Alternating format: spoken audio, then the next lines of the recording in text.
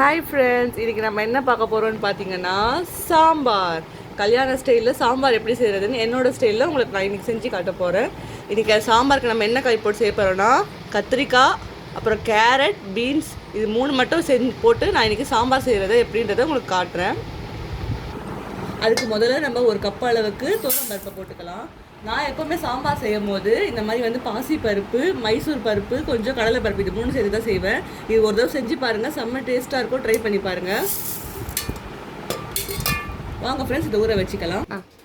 Okay friends, இப்போ நம்ம பார்த்தோம்னா பருப்பை நம்ம நல்லா ஊற வச்சிட்டோம். அதை இப்போ இதில் ஆட் பண்ணிக்கலாம்.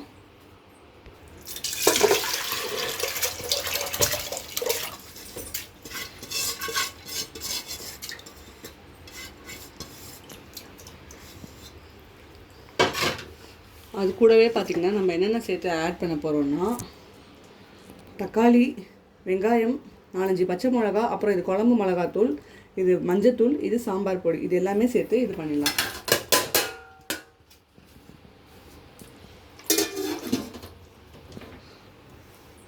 இப்போது ஸ்டவ்வை ஆன் பண்ணிடலாம். ஓகேவா?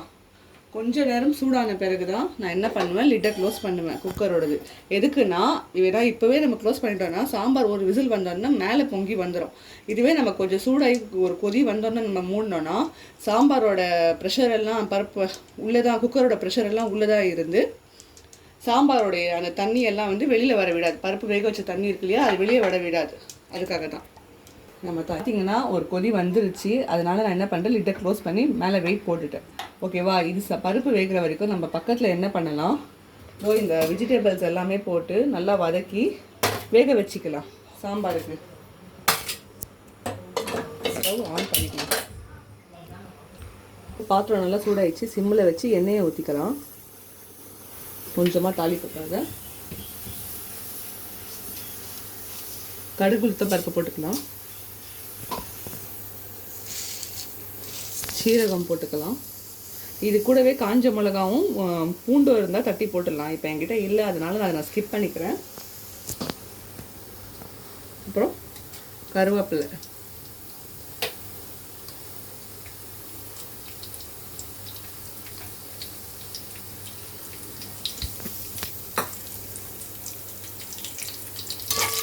பாருங்க, நல்லா கடுகு, உளுத்தம் பருப்பு, கருவேப்பிலை எல்லாமே வந்து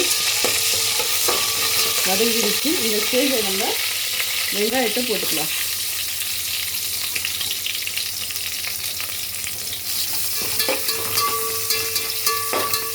எப்போவுமே என்ன பண்ணுங்கள், வெங்காயத்தை போடும்போது கொஞ்சமாக வந்து உப்பு போட்டுக்கோங்க. அப்போ தான் வெங்காயம் சீக்கிரம் வதங்கும்.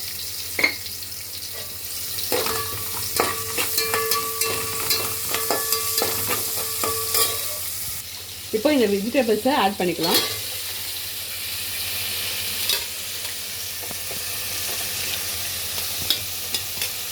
கட் பண்ணி வச்சுருந்த வெஜிடபிள்ஸை நம்ம இப்போ ஆட் பண்ணிக்கிறோம் இந்த ஸ்டேஜில். இப்போ நல்லா வந்து வதக்கணும்.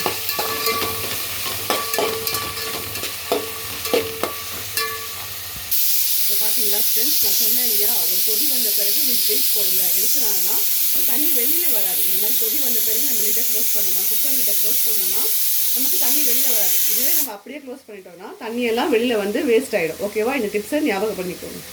இப்போ பார்த்தீங்கன்னா கொஞ்சம் நல்ல வெஜிடபிள்ஸ் நல்லா வந்து ஃப்ரை ஆகிடுச்சு. இந்த ஸ்டேஜில் என்ன பண்ணணும்னா சாம்பார் பொடி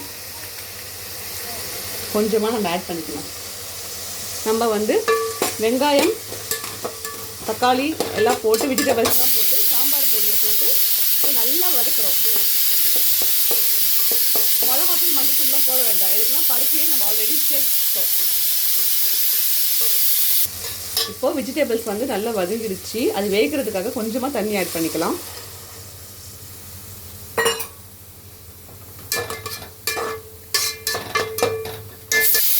இப்போ பார்த்தீங்கன்னா கொஞ்சம் புளியை நம்ம எலுமிச்சை பழம் சைஸ் அளவுக்கு புளியை ஊற வச்சிருந்தோம். இப்போ நல்லா அதை கரைச்சி எடுத்து இதில் ஊற்றிக்கலாம்.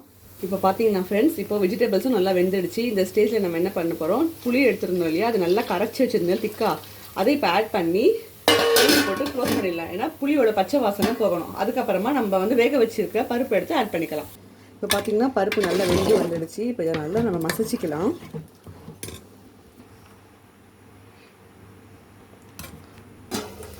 பார்த்தீங்கன்னா ஃப்ரெண்ட்ஸ், நல்லா வந்து இதாகிடுச்சு, அந்த பச்சை வாடை எல்லாம் போயிடுச்சு. இந்த ஸ்டேஜில் நம்ம பருப்பு ஆட் பண்ணிக்கலாம்.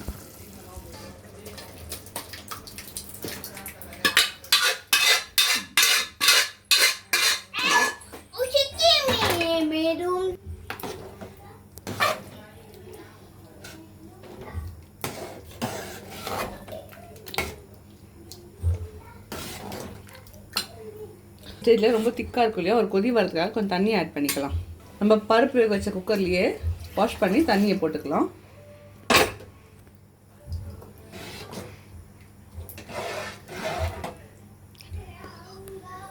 கொஞ்சமாக அந்த பாருங்கள் கொதி வர டைமில் கொஞ்சமாக பெருங்காயத்தை ஆட் பண்ணிக்கலாம்.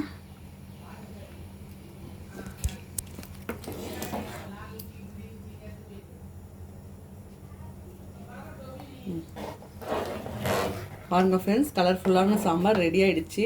இதே மாதிரி ரெசிப்பியை உங்கள் வீட்டில் செஞ்சு பாருங்கள். அவ்வளோதான், இன்னொரு கொதி வந்துட்டா. ஏன்னா ஆல்ரெடியே வந்து